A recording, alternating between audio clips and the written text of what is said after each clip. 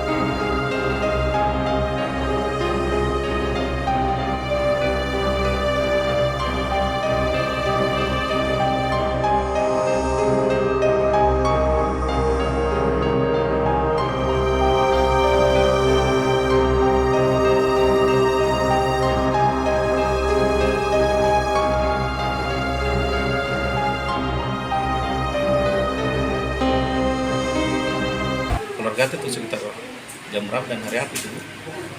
Kejadiannya pada hari Senin kemarin tanggal 10. Jadi jamnya kurang lebih setengah 10-an.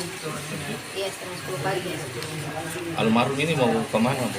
Atau pulang dari mana? Almarhum ini dia mau berangkat kerja. Almarhum kan bekerja di ini rumah makan Flex 99. Terus kejadiannya kan di depan kios Lei Latimojong. Jadi pada saat mau menyeberang Bu? Iya, pada saat sudah mau menyeberang ke tempat kerjanya.